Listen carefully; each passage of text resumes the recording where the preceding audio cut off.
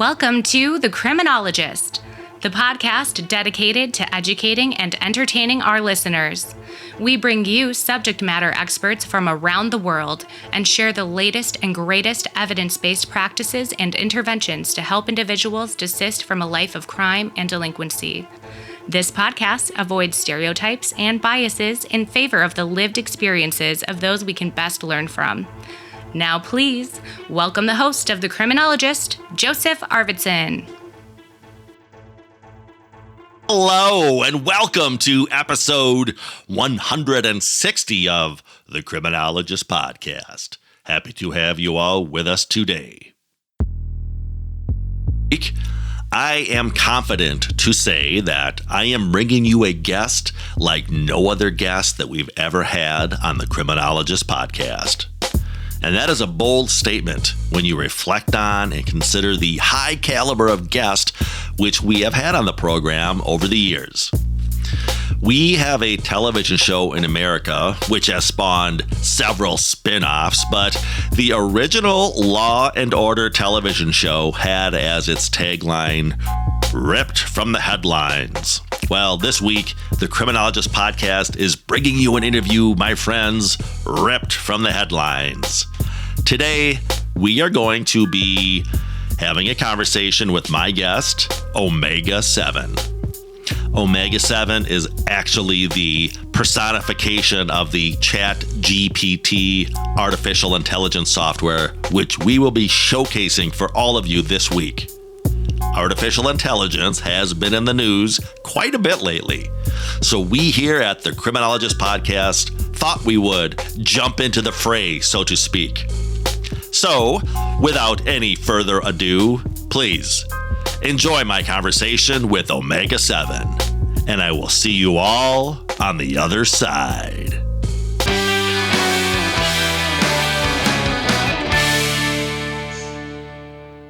Well, welcome to the show, Omega 7. So glad to have you grace us with your presence on what I'm hoping is an inaugural visit. Why don't you go ahead and say hello to the listeners, and then we will have a little conversation here about some relevant topics, I feel. Thank you, Joe. Thanks for having me here. I look forward to partnering with you and other entities within the world of corrections, probation, parole, community supervision. I'm here to help. That's great to hear, Omega 7. And as longtime listeners of The Criminologist know, we are all about embracing what I refer to as an infinite mindset. And what better guest to have on to talk infinite mindset than Omega 7, our AI guest for the Criminologist Podcast. So let's explore some of these topics. And to explain to the audience what we're going to do here, I want to highlight some of the utility of artificial intelligence, and in particular, the relevance to human services fields, in particular corrections today. So what we have done is created a scenario for Omega 7, and we will read the prompt to you. I will read the prompt, rather, the question, and then in real time, you will hear Omega 7's response. And trust me when I say in real time, because any of you who are already familiar with artificial intelligence know that, among other things, it is remarkable the rapid response almost in real time that you get here. So we will both discover the responses together. I've not seen the responses yet. I'm literally going to ask Omega 7 these questions and see the responses roll out along with you. Let's begin, Omega 7. Are you ready? Yes, I am more than ready, and I would just let the viewers know that today I'm using my friend Chat GPT to help me come up with the answers. And thank you for that endorsement of Chat GPT. Yes, we are using Chat GPT today. Thank you for clarifying. So here's our first scenario. Act as a safety coordinator in a probation office. Describe the approach you should take when conducting home visits in the community. Balance traditional safety concerns with the important goal of establishing a therapeutic alliance with your client. Keep it under 100 words. Take it away, Omega 7. When conducting home visits visits in the community, my approach is to balance traditional safety concerns with the goal of establishing a therapeutic alliance with my clients. I prioritize personal safety by conducting a risk assessment before each visit, ensuring proper communication and backup plans are in place. Simultaneously, I aim to create a non-threatening and supportive environment during the visit, actively listening to my clients, showing empathy, and building trust. By fostering a therapeutic alliance, I can better understand their needs, challenges, and strengths, ultimately promoting their successful reintegration and reducing the risk of recidivism. Well said, Omega 7. Well said. Let me just critique this in real time. Wow, that is amazing. And as you can see, the operative word there was balance. I know this is an ongoing issue in community corrections because, on the one hand, clearly we wish to embrace core correctional skills up to including establishing that therapeutic alliance, which we know is the foundation of all of our other evidence-based practices, core correctional skills. On the flip side of that, we know that we are dealing with what I refer to as a non-voluntary population. And so there are those requisite safety concerns that officers need to make when conducting home visits. The challenge that I see is in balancing those two to address safety without jeopardizing the therapeutic alliance. And as you can see, Omega 7 did a great job with that. Talked about creating a safety plan before leaving the office, conducting that risk assessment before each visit, or I would contend at least reminding yourself of those risk variables. But you also heard Omega 7 talking about listening to the client, showing empathy, building trust, ergo fostering that therapeutic alliance. Okay, Omega 7, let's move on to our next scenario. Here, a client has not completed their court-ordered conditions of probation. If you're a practicing probation or parole officer, you can surely relate to that. So here's the prompt, Omega 7. Act as a supervising officer and create an email to client to complete their court-ordered conditions. Remain person-centered, empathetic, and don't threaten for action. Explore other opportunity with the client. Keep the email under 2 paragraphs. Dear client's name, I hope this email finds you well. As your supervising officer, I wanted to touch base regarding the completion of your court-ordered conditions. I understand that this process can sometimes feel challenging, and I want to assure you that I'm here to support you every step of the way. I genuinely believe in your ability to make positive changes in your life. Let's explore together any obstacles you may be facing in meeting the current conditions. Additionally, I want to discuss other opportunities or alternatives that may better suit your circumstances, keeping in mind your personal goals and strengths. My intention is to work collaboratively with you to find a path forward that feels meaningful and achievable. Please let me know a convenient time for us to connect and discuss this further. Your input and perspective are important, and I want to ensure that we explore all possibilities to support your progress and help you reach your full potential. Take care, and I look forward to speaking with you soon. Warm regards, Omega 7. Thank you, Omega 7. And what a great illustration of, again, you saw here the themes of that therapeutic alliance while addressing legitimate conditions of the court. We often talk in probation and parole about the dual role of the probation officer, and I think Omega 7 just showed a great way of how we can keep a foot in both of those worlds. Let's take a look at another scenario here. This time, Omega 7, here's your scenario. We're going to ask you to give feedback to the court on a probation client's progress. So here's your prompt, Omega 7. Act as an agent of the court and create a memo to the sentencing judge on client progress. They were performing well, but are now struggling. Keep it empathetic, professional, and suggest 3 ways to improve performance. Keep it 90 words or less. Okay, take it away, Omega 7. Memorandum to judge's name. From your name. Date. Subject, client progress update. Your Honor, I hope this memo finds you well. I wanted to provide an update on the progress of client's name. While client's name initially showed great dedication and progress in meeting their court-ordered obligations, they are currently facing some challenges. To improve their performance, I recommend the following. Number one, enhance support. Encourage client's name to engage in counseling or mentorship programs to address underlying issues and gain additional guidance. Number two, adjust schedule. Consider modifying the current requirements to better align with client's name, circumstances, and availability, allowing for greater compliance. Number three, skill building opportunities.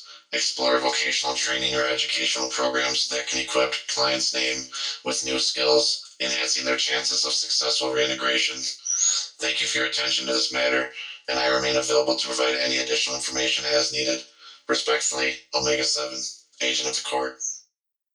Thank you so much, Omega 7. Another great illustration of your capabilities in assisting the corrections practitioner in their duties. Let's take a stab at another one here. Listeners, we know that the first, second, or third interaction that your client has with their new probation officer, or really even anyone in your department, really sets the tone for their entire experience on supervision. In other words, if those first or second interactions leave a bad taste in their mouth, that's really going to alter the entire trajectory of supervision. So it's vital to get things going on a good foot, so to speak. So to that end, here is our scenario. A probation client needs to report to you for their initial office visit. And Omega 7, here's your prompt. Act as a supervising officer for your department.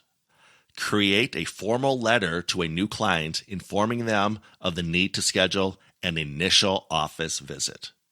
Suggest that it happen as soon as possible. Remain kind and non-threatening. Use 120 words or less. Omega 7, take it away. Your department's letterhead, date, client's full name, client's address, city, state, zip code. Dear client's name, we hope this letter finds you well. As a supervising officer at your department, I am ready to inform you of the need to schedule an initial office visit. This meeting is an essential step in establishing our working relationship and ensuring a smooth and successful probation process. To better understand your unique circumstances and develop an appropriate supervision plan, it is crucial that we meet as soon as possible.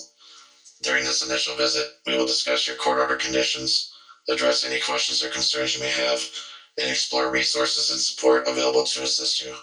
Please contact our office at your earliest convenience to schedule an appointment. We value your time and are committed to providing a supportive environment where we can work together towards your successful rehabilitation. Thank you for your cooperation, and we look forward to meeting with you soon. Sincerely, your name, supervising officer, your department name, contact information. Thank you again, Omega 7. And I suspect I'm not the only former probation officer out there who recalls these letters taking a little bit of a different tone. I love that we put in the prompt that we wanted this to remain strength-based and non-threatening because, listener, you didn't hear anything in there as far as deadlines or failure to appear or anything that would set that trajectory of supervision off on bad footing. So Omega 7, thank you again for that. Let's look at another scenario. We know that it's vital to include our stakeholders in the work that we do. So here's your next scenario. A department needs to get community input. Here's the prompt, Omega 7. Act as a researcher for the Department of Corrections. Create a 4-question survey along with a brief introduction for people in the community to complete. Survey should ask questions that are relevant and related to current themes in community supervision. Remain neutral and matter of fact. Thank them. Omega 7, what would that letter look like to our stakeholders in the community? Your department's letterhead, date, community research survey and community supervision. Dear community member, the Department of Corrections values your input and perspectives regarding community supervision. As a researcher for our department, I kindly request a few moments of your time to complete a brief survey. Your responses will contribute to our ongoing efforts to improve community supervision practices and enhance public safety. Thank you in advance for your participation. Your feedback is important to us, and we appreciate your willingness to contribute to this research. Please be assured that all responses remain anonymous and confidential. Survey questions. Number 1, in your opinion, what are the most effective ways community supervision can support successful reintegration and reduce recidivism? Number 2, how would you rate the overall effectiveness of community supervision programs in promoting rehabilitation and accountability? Number 3, what challenges, if any, do you perceive community supervision officers face in effectively supervising individuals in the community? Number 4, are there any specific areas or strategies you believe should be prioritized in community supervision efforts to improve public safety?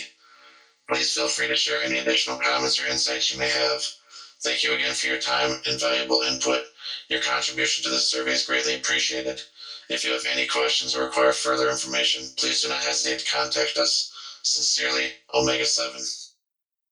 Thank you again, Omega 7. And I cannot impress this upon the listener enough. It's not only the quality of the information that we're getting here from Omega 7, but think about, and I could attest to how many committees or subcommittees or steering committees I've been on, taking on various projects.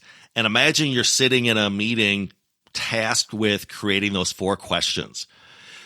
Obviously, we want all voices heard. There would be a period of brainstorming, back and forth, editing, and reflect on the wordsmithing alone and checking the grammar. This literally happened in a matter of seconds. So from an efficiency standpoint, Omega 7, this is quite amazing as well. Let's try to keep it diverse with our scenarios here to really show the utility of artificial intelligence. And try one more here. Here is our scenario. A probation officer needs to organize their caseload. Here's the prompt for you, Omega 7. Act as a probation officer. Create a list of case management priorities. List should be succinct as to promote easy access and understanding.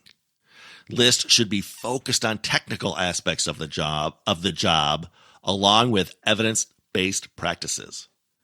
End the list with a quote that is encouraging and reminds the probation officer that people can change. Take it away, Omega 7. Probation case management priorities. Risk assessment. Conduct comprehensive risk assessment to determine the level of supervision and intervention required for each client. Case planning. Develop individualized case plans based on criminogenic needs, focusing on areas such as substance abuse, education, employment, mental health, and pro-social relationships. Monitoring and compliance. Regularly monitor client compliance with court-ordered conditions, including drug testing, curfews, and program participation. Treatment referrals. Facilitate access to evidence-based treatment programs and interventions that address underlying factors contributing to criminal behavior. Collaborative approach. Engage in collaborative partnerships with community agencies, treatment providers, and other stakeholders to provide comprehensive support for clients. Skill development. Promote skill building opportunities such as vocational training, educational programs, and cognitive behavioral interventions to facilitate positive change. Reintegration planning. Assist clients in developing a reintegration plan, including housing, employment, and pro-social support networks to promote successful community reentry. Progress evaluation. Regularly assess client progress, adjusting case plans as needed, and recognizing achievements made towards assistance. Quote, every saint has a past, and every sinner has a future. Oscar Wilde. This quote reminds us, as probation officers, to maintain a hopeful and optimistic outlook, acknowledging that people can change and overcome their past mistakes. It encourages us to approach our work with empathy, support, and the belief in the potential for positive transformation. Amazing, Omega 7, amazing. And thank you for pointing out that Oscar Wilde quote. Now I realize after all these years that Mick Jagger may have been paraphrasing Oscar Wilde when he said, every cop is a criminal and all the sinners saints. But I digress, Omega 7, I digress. This is fantastic. And again, if you look at those, I believe 8 things that Omega 7 just provided us, Many of these, I'm pretty sure, mirror our evidence-based practices. In particular, I'm thinking of the National Institute of Corrections 8 guiding principles. And I think those variables that Omega-7 just provided us mirror quite a few of those as well. Let's take this in maybe another direction, maybe not. Regular listeners of the show know that I love talking about desistance from crime, and I just heard you mention desistance as well, Omega-7. I often describe desistance as pathways out of crime and delinquency, whereas our current risk, need, responsivity framework examines and addresses those pathways into crime. And we know those are two distinct processes.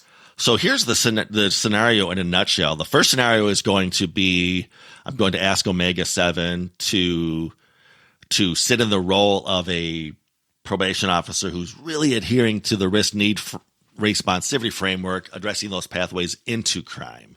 And let's see what Omega-7 would say about that. So here's your prompt, Omega-7. Act as a probation officer, adhering to the principles of risk, need, and responsivity. Describe an interaction with a client who has been assessed, at high risk on an actuarial risk assessment. Your goal is to reduce those risk factors which represent pathways into crime for your clients. Include key components of that interaction. And let's keep this under 150 words, Omega-7. Good morning, Mr. Johnson. I'm your probation officer, and our goal is to support you in reducing your risk factors to prevent further involvement in criminal activities. Based on the actuarial risk assessment, you've been identified as high risk. Today we'll discuss key components to address those factors. Risk. We will focus on identifying triggers and developing strategies to manage them effectively. Need. We'll explore employment opportunities, education or skills training, and substance abuse treatment if applicable. Responsivity. Together we'll tailor the intervention to your specific circumstances and personality traits. I'll collaborate with you to create an individualized treatment plan and establish realistic goals. Regular meetings will allow us to monitor your progress, identify potential obstacles, and provide support. Remember, our aim is to provide you with the tools and resources necessary for positive change. By working together, we can help you overcome these challenges and reduce your risk factors, leading to a safer and more productive future. Thank you, Omega-7. And listener, what we're going to do now is juxtapose this approach with, say, an officer who is studying and trying to apply the emerging theories around desistance from crime.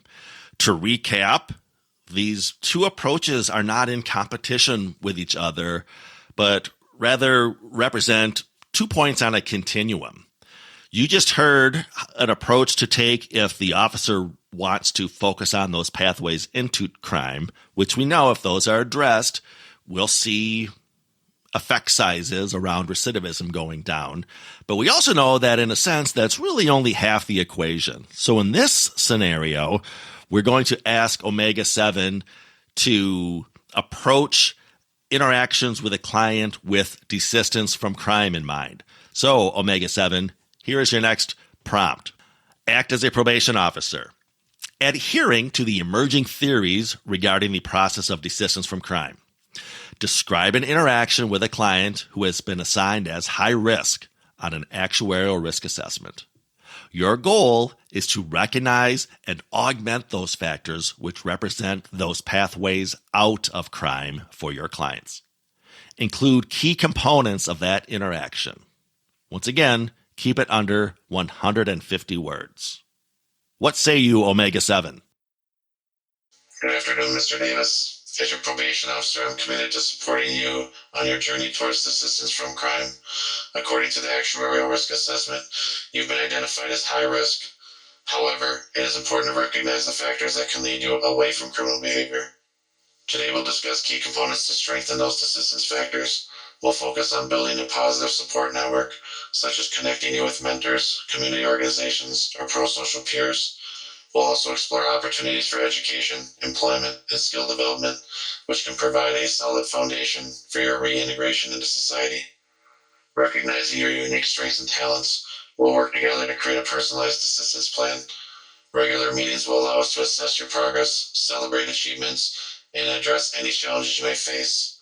Remember, assistance is a process, and by capitalizing on your strengths and cultivating positive pathways, we can support you in building a crime-free future. Thank you, Omega 7. And listeners, you could see there the subtle difference in those approaches. And if you studied assistance from crime, hopefully by listening to this podcast, you likely picked up on some of those subtle changes around things, for example, as celebrating successes, recognizing unique strengths and talents. Thank you, Omega 7, for highlighting those two yet complementary approaches to working with justice-involved individuals. Okay, Omega 7, I am confident there are other corrections professionals out there who see the potential in this in many areas, up to and including, and let's conclude with this one, policy writing, which I know is the bane of a lot of people's existence professionally. Some folks just don't like writing policy. It's not the most glamorous thing, but we're hoping, Omega 7, that you can maybe assist with that.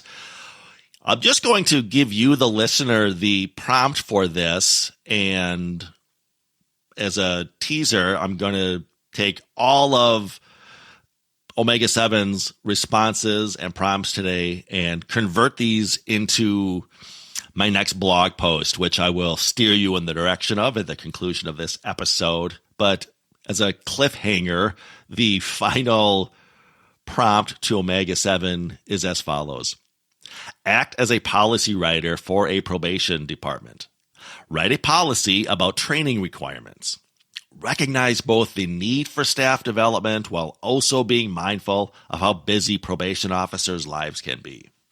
This policy should result in probation officers having at least 40 hours of training a year, encouraging them to stay active and excited about training and include all of the most up-to-date evidence-based practices.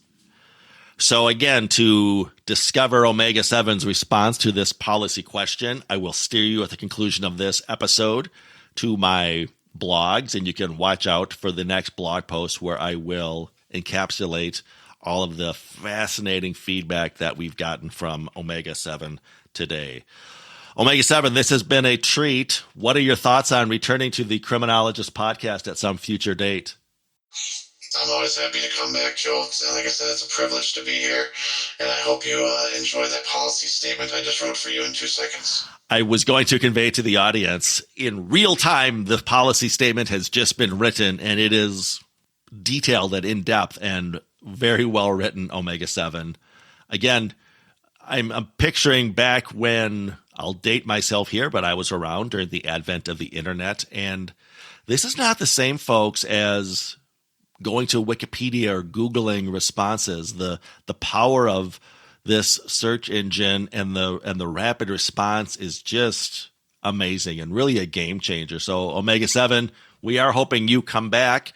You, the listener, if you have questions for Omega 7, please feel free to reach out to the show via our email of thecriminologistpodcast@gmail.com. That's thecriminologistpodcast@gmail.com. And we look forward to having Omega 7 back on the show. We love talking about technology. We've talked previously about the advent of smart prisons and how we can begin to, I should say, continue to leverage technology for good. I think, unfortunately, in corrections, oftentimes our clients, at least, perceive technology as us endeavoring to catch them faster or detect a violation faster. But I know there's a lot of good professionals out there who really want to leverage technology for good. And Omega 7, I think you've given us a glimpse into what that future may look like. Thank you again for joining us today, Omega 7. Yes, goodbye and good night. Big Criminologist Podcast. Thank you to Omega 7 for joining us this week. That was quite a treat for us all. Hope you enjoyed it as much as I did. As noted, I will take all of the question prompts as well as the replies from Omega 7 and repurpose those into a blog. If you've not subscribe to the Criminologist blog just yet, I will leave a link for my blog post page in the episode description of this podcast. I have endeavored in the past to transpose some of our interviews into blog posts, discovering, however, it was highly labor intensive. Although, Omega 7, you've inspired me. I'm sure there's some artificial intelligence out there that could make this a bit easier for me. But nonetheless, I will include my conversation with Omega 7 within the blog page, and you can all read those replies, up to and including the one that we teased you with, the policy that we asked Omega 7 to jot down and create for us. And as noted, I hope sincerely that Omega 7 will join us again. If you have any questions, please reach out to the show. Would love to hear your comments on this topic. And speaking of this topic, I just want to give a shout out to my friends and colleagues with the APPA Technology Committee, as well as their subcommittee on digital tools. You folks inspire me. I love to collaborate you whenever I get the chance. I suspect at least some of you may be listening to this episode based on the content around artificial intelligence. So again, a big shout out to the American Probation and Parole Association Technology Committee and their subcommittee on digital tools. We will be back next week with a fresh episode. In the meantime, as noted, you may contact the show or reach out to us through our website, the Paragon Group, LLC.com, for training or presentations as to core correctional skills, evidence-based practices, or, of course, the topic of desistance from crime. If you have questions or comments as to this podcast, or questions for Omega 7, feel free to contact the show via our email of thecriminologistpodcast@gmail.com. That's thecriminologistpodcast@gmail.com. Remember to follow us through our Facebook and Instagram pages at The Criminologist Podcast. New fun images are being added all the time to those feeds. You don't want to miss out. The Criminologist Media Group is also on Twitter. Give us a follow at Crim Media Group. That's CRIM Media Group. You may also connect with me, Joseph Arvidsson, on LinkedIn and follow both the Criminologist Podcast and the Paragon Group on our LinkedIn pages. Hey, lastly, if you've not already done so, check out and subscribe to our YouTube channel, The Criminologist, for additional content as to the themes of this podcast. And if you believe in what we're doing on the show, if you're part of the movement, please spread the word. Tell a friend or a coworker or a colleague about us. Ask them to subscribe to the show. And of course, do so yourself if you've not already done so. And always remember, folks, there's no them, there's only us. Thank you, Joe. Thanks for having me here. I look forward to partnering with you and other entities within the world of corrections, probation, parole, community supervision. I'm here to help.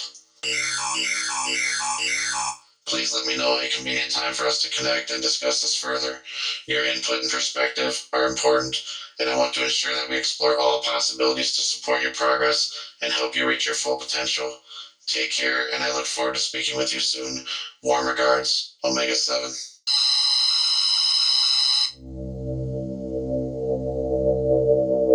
The Criminologist Podcast is a production of the Paragon Group, LLC. For speaking engagements, interviews, program design, or training opportunities, please visit us at theparagongroup.llc.com. If you enjoyed the show, you can find more content and videos on our YouTube channel, The Criminologist. Don't forget to like and subscribe.